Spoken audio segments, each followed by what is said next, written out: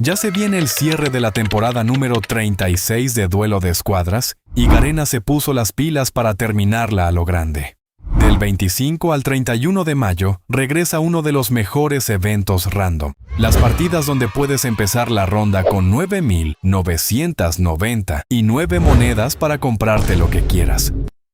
A mí en lo personal me encanta este evento porque no tienes que andar decidiendo si comprar paredes o chaleco. Te armas al full desde el inicio y sales a rushear con todo.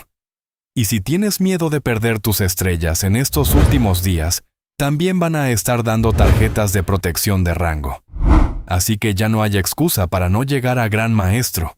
Pero hablando de cosas del pasado, a mí me gustaría que volviera el evento de las habilidades activas dobles.